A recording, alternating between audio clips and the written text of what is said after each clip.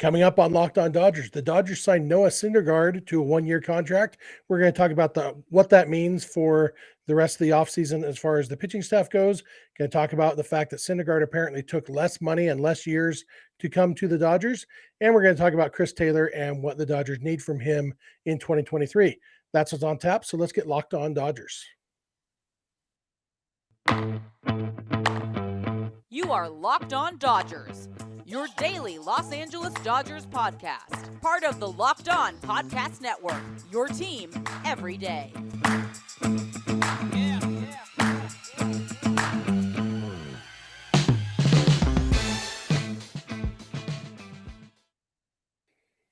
Hey, Dodger fans, this is Locked On Dodgers, part of the Locked On Podcast Network, your team every day. Thanks for making Locked On Dodgers your first listen every weekday morning. Remember, this show is free and available on all podcast platforms and on YouTube simply by searching for Locked On Dodgers. Or even better, go ahead and subscribe wherever you're watching or listening right now, and then you will never miss a day because you know we're not going to. If this is your first time listening or watching, I am Jeff Snider. That guy next to me is Vince Samperio. Vince and I are both lifelong Dodger fans just like you are. We've also both spent time covering the Dodgers in the press box and the locker room, so we're not quite insiders, but we bring you the smart fans perspective on our boys in blue every weekday morning. And today, that perspective is going to be a lot about Noah Syndergaard because the Dodgers signed Noah Syndergaard to a one-year deal. This is one of those things that would have been much bigger news, 5 or 6 years ago, but it's still pretty big news, if for no other reason than it appears that both Andrew Friedman and Farhan Zaidi watch our show, Vince. And Friedman likes you and Zaidi likes me because the Giants signed two of the guys I said the Dodgers should sign, and now the Dodgers went out and got one of the guys you said they should sign. Yeah, they got him for a slight, or at least what's been reported, a slightly different role than I had advocated for, but nonetheless, I'll take it because he could transition into that role, but it doesn't quite work out. But yeah, I mean, it's not well, 3 years ago when I first tweeted "Bring me Thor." I don't know if he was on the trade market or whatever it was, and that was back when he still threw, near 100 miles an hour. The Syndergaard we saw last year was closer to 94, 95. But he did ramp it up a little bit there towards the end of the postseason with the Phillies, and he will be one more year removed from Tommy John surgery. So you could see that factor into him being a little bit better this year. You could see, the Mark Pryor / Dodgers effect factoring in, which we'll get into also. But in the end, it's a guy who was relatively healthy last year and is going to go out there and throw for you every fifth day or so for the time being, and is a perfect kind of candidate for if he works. Like his ceiling is very high and his floor is basically what the Dodgers could ask for at this point, because if it doesn't work out, he either moves to a bullpen role or he doesn't make it the rest of the whole year with the team. But then by that time, the younger guys should be up and ready to go, and hopefully that they work out if he doesn't work out. Yeah, I mean, he could be one of those stopgaps. It's not even intended to last a whole season. If they get a full season from him, great. But if not, yeah, they've got guys who are ready to jump in and maybe just not ready on opening day. For me, one of the big factors is, like you said, he's another year removed from Tommy John surgery. Like I'm really curious to see what the combination of that, extra time since Tommy John and getting with the Dodgers development system, what that does for his velocity. Because if he could get back up to where his velocity was, I mean, he could be.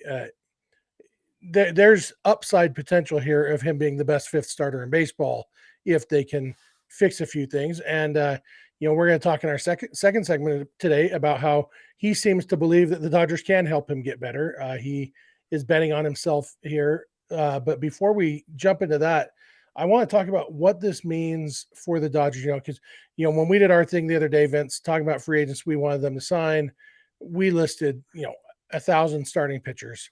We listed Carlos Rodon, we listed Ross Stripling, we listed Syndergaard, Johnny Cueto. There might have been another starting pitcher in there even. And realistically, there wasn't room for all those guys. With the signing of Syndergaard, though, the Dodgers now have essentially a full rotation. You've got Julio and Kershaw, you got Gonsolin and May, and you've got Syndergaard. And then you've still got the five other guys. You've got Pepio and Jackson and Grove and Miller and Stone. I mean, do you think this means that they're out on Carlos Rodon? To a certain extent, yes.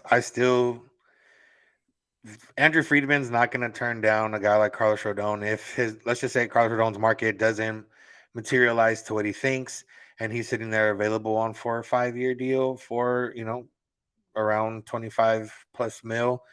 I think that he'd still be in on that, but I do think this puts them out of heavily pursuing him if they were even heavily pursuing him. A lot of the beat writers that were reporting this deal and reporters made it seem like this was the last move for the Dodgers. Like, oh, starting pitcher, check the box, he's out now. Now they're on to an outfielder or another bat off the bench, whatever the case is. So I do think that they are comfortable with the rotation they currently have, but I do still think they'll take advantage of a market if it goes their way. Or if, in some other conversations, maybe they're having conversations about other position players or other players, maybe a starting pitcher gets thrown in there as well. And that's very possible because what still they don't have is, for sure guaranteed beyond this year. Kershaw, at this point, we know is year to year. Syndergaard's only 1 year. Julio's a free agent after this year. Walker Buehler will come back, but coming back off his second Tommy John surgery, so there's still a little bit of unknown there. And then you got Gonsolin and May, who would be the only ones right now in the rotation that would be back next year. And then you're hoping that, Pepio, Stone, Miller, whoever, some of those guys work out. So I do think they'd still be in the market, but it just lowers, I guess, the need for that market a little bit. Just, they'll jump on any opportunity. Yeah, and I think I was thinking about this evening, and not that signing Syndergaard puts them out of the market for Rodon, but to me, I think it's maybe an indicator that they don't think they're really in the market for Rodon. And like you said, obviously, if the market changes, that's something. It's hard to see that happening in this current offseason, where if anything, players are getting more money and more years than we expected them to. It's hard to really see the top pitcher available having his market fall to where the Dodgers will be comfortable. Uh, I wonder also about Seth Lugo. Seth Lugo is a guy who he's been mostly a reliever in his time with the Mets, but not exclusively a reliever. And there have been rumblings that the Dodgers might be interested in Lugo as a potential starter with kind of a fallback of relief. He's been good in relief at times. The last few years he hasn't been as good, but he's got potential to be decent there. Do you think that Lugo is still a possibility? Do you think it was Lugo or Syndergaard? I think one or the other. I think they're both similar in what they would profile as, where Syndergaard was a starter all of last year till the end, but wasn't a guy that was going 6 innings every time out. He was more of a 5 innings, 2 times through a lineup type of guy. Whereas Lugo would be trying to get to that point where he's going 2 times through a lineup or 5 innings type of guy. So I feel like they're the same.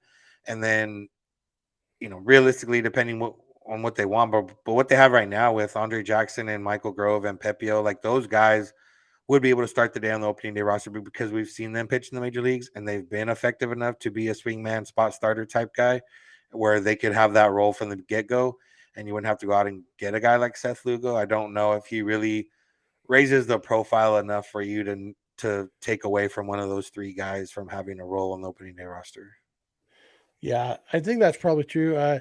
One benefit of getting Lugo would be that I'm friendly with his agent, so maybe we could get him on the podcast. But Dodgers probably aren't considering that too much when they're figuring out who to sign. But you never know. I Um, mean, they might. Three of our 10 guys have already been signed in 2 days. yeah, well, if you knew the agent, then maybe they would, because Friedman likes you. This That's just true. means that you know, Farhan. Zaidi's going to sign Lugo and ask me to tell Ben, put Ben in contact with Lugo's agent so he can get him on the show.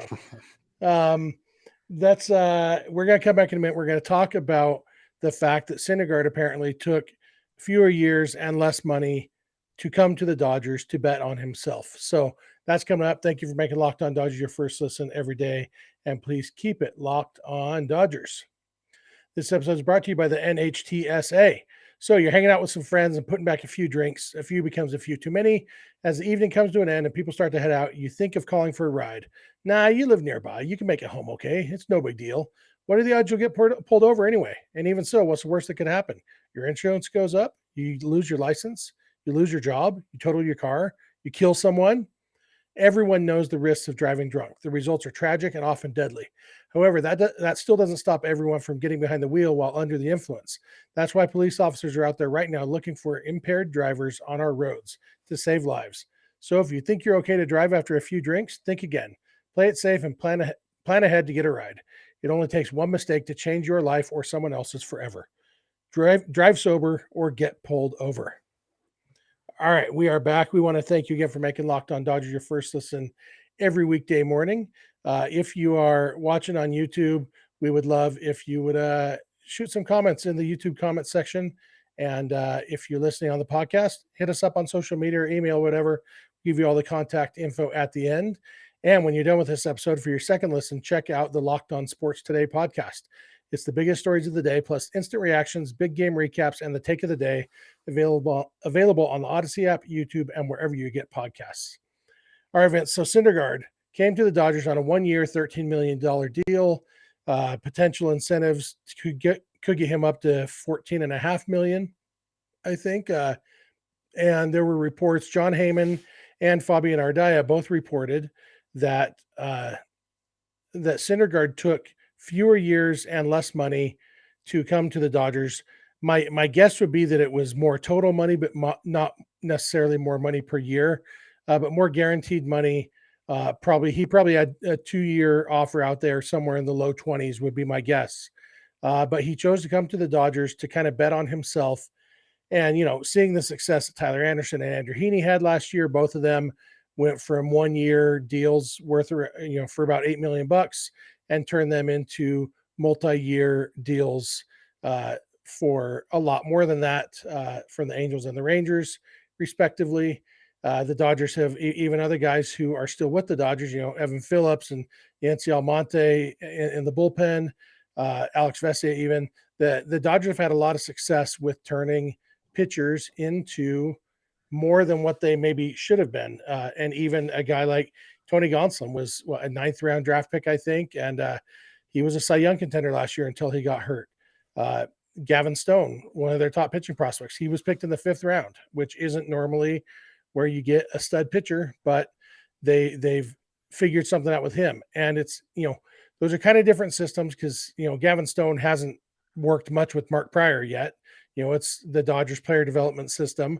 But one thing the Dodgers do is they integrate that whole thing pretty well. And so it is really an organizational approach to things. And so whatever it is, Syndergaard thought highly enough of what the Dodgers do with pitchers to say, I want a 1-year deal with the Dodgers so that I can make big money next year. And I feel like that says something pretty important about the Dodgers. Yeah, I mean, it's one of those things where it's not just us Dodger fans noticing it, it's other players noticing it. I mean, we've seen, a few guys come over now and kind of reinvent themselves. We saw Yancy Almonte come over, reinvent himself, become pretty dominant reliever. And Evan Phillips, even coming from a team like the Rays, he still came over here and was better than what he had been. Tyler Anderson for sure. And with Syndergaard, I'm not smart enough to kind of look at his numbers and see what, the words they like to use from the Dodgers is which levers to pull. But it does seem like the other part of it is that he is learning to become more of a pitcher because he doesn't have that velocity. He's always been a guy that can throw, his average fastball was almost 98 miles an hour earlier in his career. And he was throwing his fastball for a great majority of the time. And, he could get away with it. Last year, he couldn't get away with it because his fastball was, a little bit lower, 94, 95 miles an hour. And he had to learn how to pitch a little bit more. He did develop a sinker. That's kind of become his bread and butter pitch. He dropped the fastball usage, dropped the changeup usage. Curveball usage was around the same. The interesting thing that you did see is from the numbers is that, his fastball did get beat up. He had players had a 605 slugging percentage against his fastball last year. He didn't throw it that many times, but still he threw it 14, almost 15% of the time and didn't do very well. His curveball, though, he only threw 11% of the time and it had a pretty solid whiff percentage and put away percentage. So he was able to get swings and misses on the curveball. He didn't use it as often. You don't know, is that something that they want to up the usage of, or is that just a matter of he didn't use it very often, which is why it was very successful? There's a lot of different things to look at and see what it is. But I think Another year removed from the surgery, yes, that might help with velocity. Another year learning of him having to learn how to pitch a little bit more. Not that he didn't know how to pitch before, but learning how to pitch a little bit more.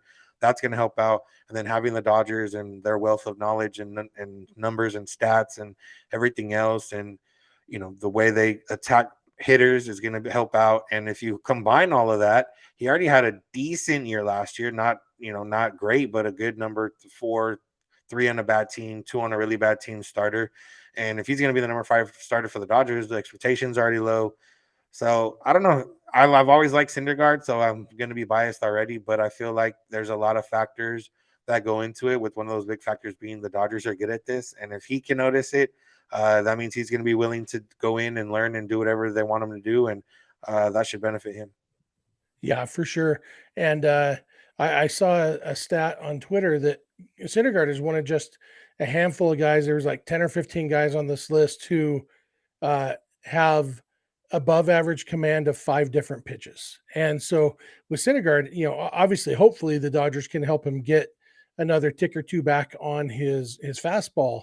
But even if they can't, Tyler Anderson, his success didn't have anything to do with a fastball. It had to do with revamping his changeup and throwing it in the right situations. And Andrew Heaney, it was a revamped slider and a pitch usage thing. Yency Almonte was kind of the same thing. They revamped a pitch and changed his usage patterns. And so with Syndergaard, he's already got the pitches, and they can, if they can kind of tweak and improve the individual pitches a little bit and focus on the usage. It's telling that we mentioned Yency Almonte a couple times. The reason he signed with the Dodgers is because Jake McGee told him, "Hey, the Dodgers revived my career. You should go there." They were buddies from when they were on the Rockies together, and McGee thought so highly of what the Dodgers had done for him that he told Almonte to go there too.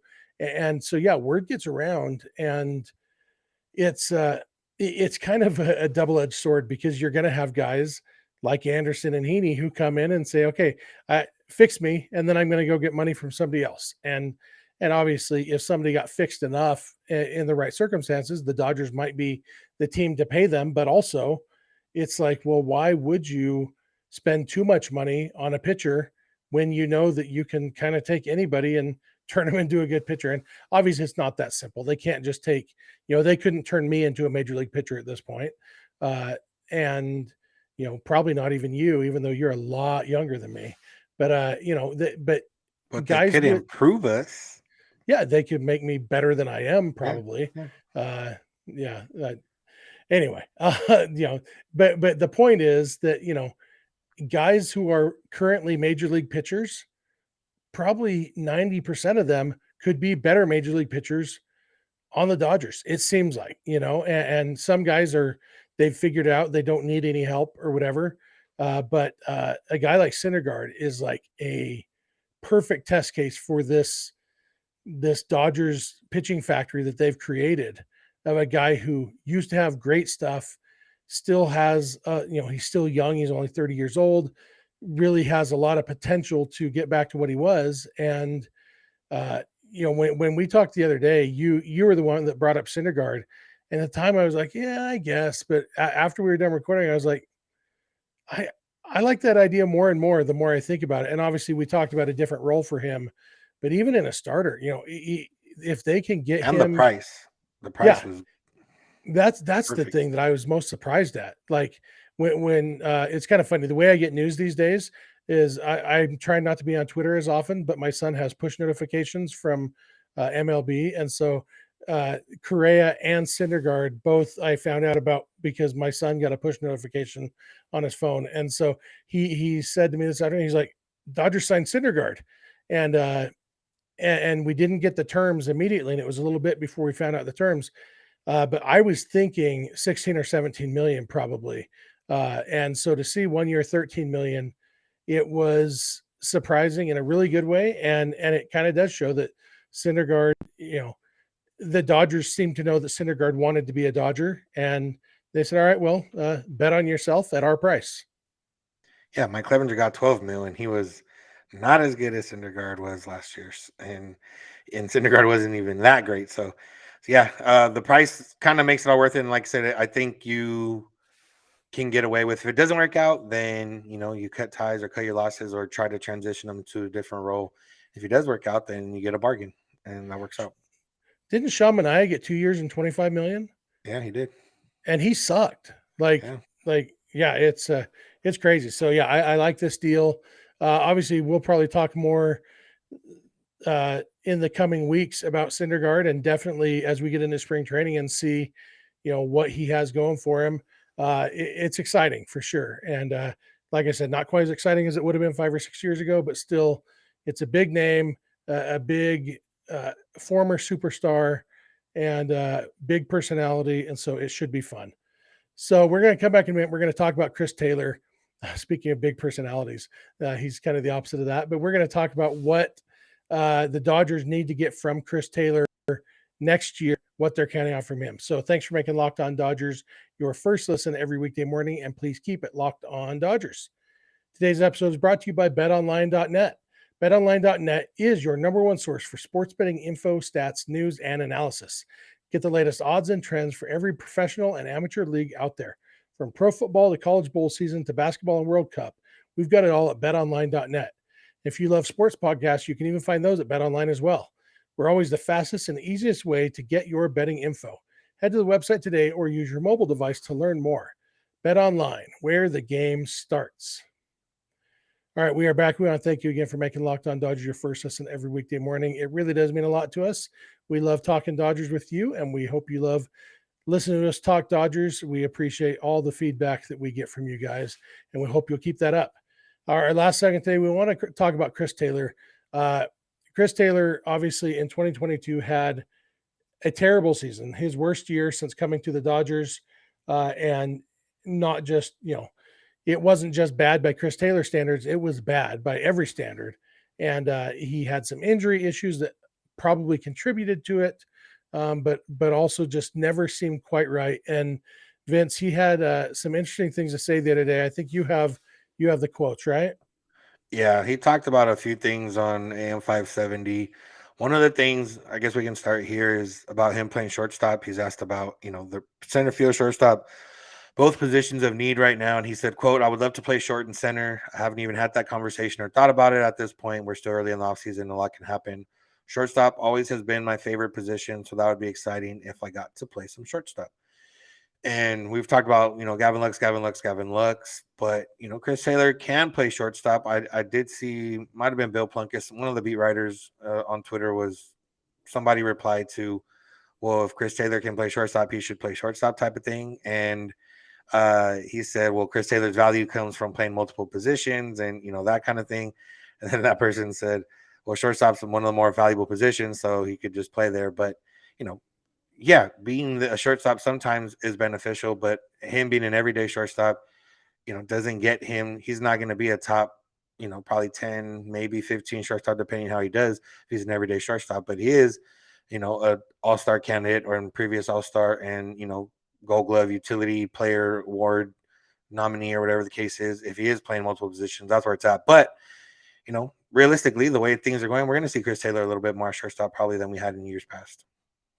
Yeah, and the last several years, basically the whole time Chris Taylor's been on the Dodgers, they've had a big name starting shortstop, and so yeah, Taylor would get an occasional start at short when somebody was, needed a day off. But even then, most of Taylor's time with the Dodgers, they had Kike Hernandez, who was a better defensive shortstop than Taylor, and so there was that option, and so yeah, he's gotten some time, but assuming the Dodgers don't sign Dansby Swanson, whoever they have playing shortstop is probably going to get some days off, and needs some days off, or just let's get Chris Taylor in there just to mix things up. And so, yeah, he'll probably get to play some shortstop. I mostly agree. Like, I don't know. I went back and forth. I saw that same exchange. I think it was Juan Toribio actually, who had that exchange on Twitter. And I kind of went back and forth on that because, yeah, shortstop is the most important position, most valuable position, shortstop and center field. But, well, catcher is the most valuable, but Chris Taylor won't be playing catcher. You heard it here first. But it's, like you said, he's not going to be a Gold Glove shortstop.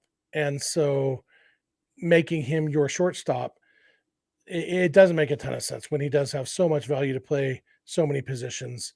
And even, he said that it's his favorite position. He said that also on a like an Instagram question and answer thing that he and his wife did a week or two ago. Said shortstop's his favorite. Both times though, he also quickly followed it up with, "But I'm happy to play wherever the Dodgers need me." He's definitely a team player and not a rock the boat kind of guy. Yeah. The other part, and this kind of goes with the greater conversation of, the Dodgers and the way this offseason's gone.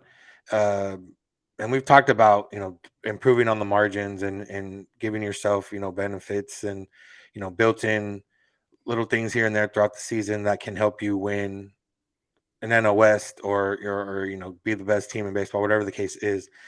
And with that comes, you've always had a lot of talent and a lot of known talent.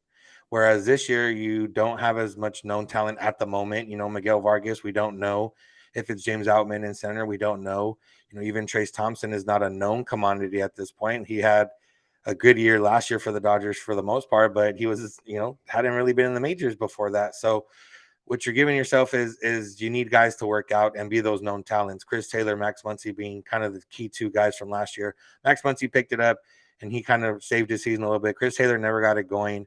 And he said about that, he said, quote, "It was a tough year for me individually. The injuries, it's nothing new, something I've dealt with every year, part of playing the game. But for me, it was more that my swing never really felt right all season.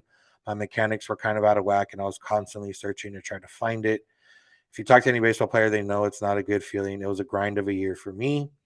And I mean, yeah, you could tell that his swing wasn't quite there. He's already been working with the guys at Dodger Stadium and working on his swing, and we'll see if that comes to fruition. But it just brings up a big point that for we keep talking about the Dodgers being a 95 win team still and still being, one of the favorites for the NL West. All that is contingent on Chris Taylor being good again. And hopefully that, it was just a mechanics thing and he figures it out and he goes back to he's still going to strike out a lot, but he, at least when he wasn't striking out, he was being productive. Last year wasn't really being productive and striking out a lot. Yeah, and last year striking out a lot is an understatement. He's always been a guy who strikes out a lot, but his strikeout percentages since he came to the Dodgers, well, since he became Chris Taylor, starting in 2017, strikeout percentages 25%, 29.5%, 27.8%, 25.7, 28.7, and then last year 35.2. Like it was extreme even by Chris Taylor standards. And you mentioned he's been working at Dodger Stadium. He's also been working at Driveline. I don't know if you saw that. Mookie Betts posted a video on Instagram last week that Mookie went to Driveline.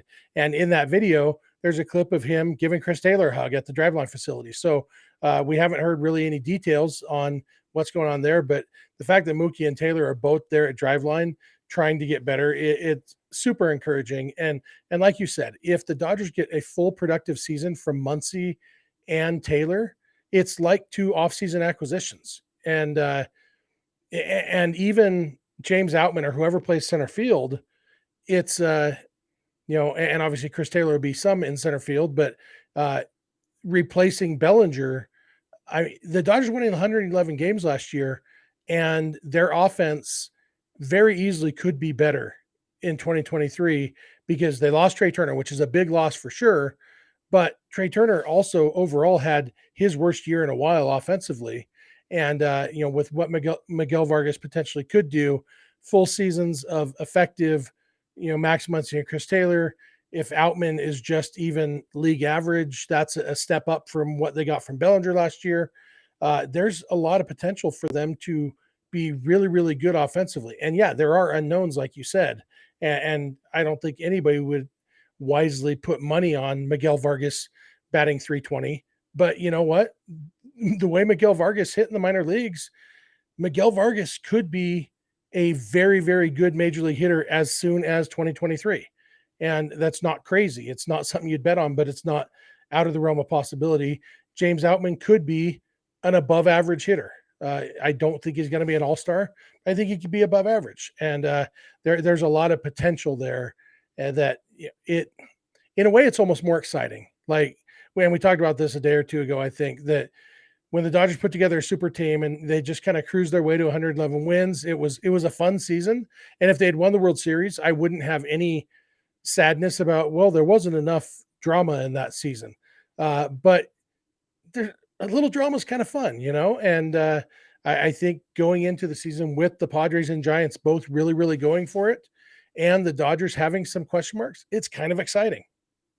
Yeah, it's like 2018. If like this year ends up being like 2018, it would be fun. But in 2018, we had high expectations coming off of the World Series appearance and having the team that they had.